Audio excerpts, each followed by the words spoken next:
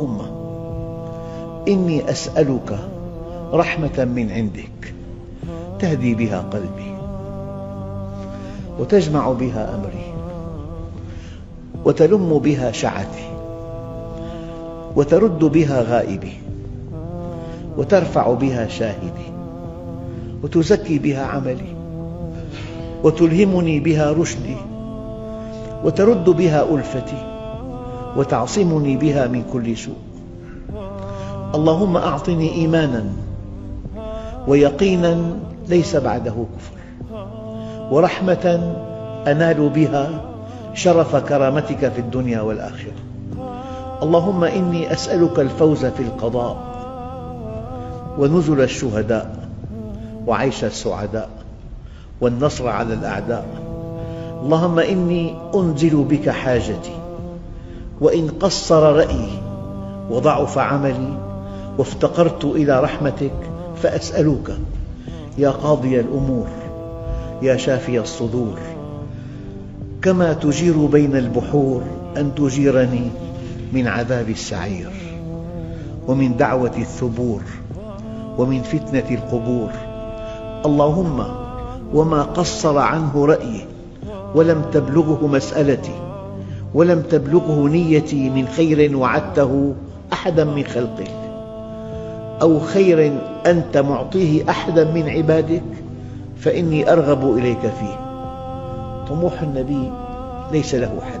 اللهم يا ذا الحبل الشديد والأمر الرشيد أسألك الأمن يوم الوعيد والجنة يوم الخلود مع المقربين الشهود الركع السجود الموفين بالعهود إنك رحيم ودود وإنك تفعل ما تريد.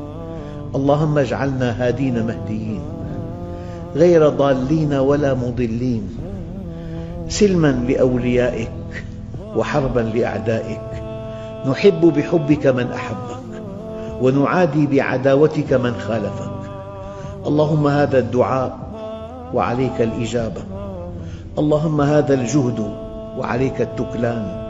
اللهم اجعل لي نورا في قلبي ونورا في قبري ونورا بين يدي ونورا من خلفي ونورا عن يميني ونورا عن شمالي ونورا من فوقي ونورا من تحتي ونورا في سمعي يعني لا أسمع إلا الحق ونورا في بصري لا أرى إلا الحق ونورا في شعري ونورا في بشري ونورا في لحمي ونورا في دمي ونورا في مخي ونورا في عظامي. اللهم أعظم لي نورا وأعطني نورا واجعل لي نورا سبحان من تعطف بالعز وقال به يعني أقال به. سبحان الذي لبس المجد وتكرم به. سبحان الذي لا ينبغي التسبيح إلا له.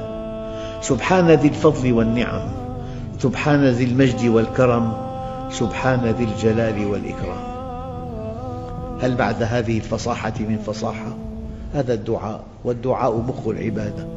يعني أتمنى أن يكون للمؤمن ساعة يناجي بها ربه ناجه في الطريق وأنت تمشي وأنت في مركبتك وقبل أن تنام وبعد أن تستيقظ مناجاة الله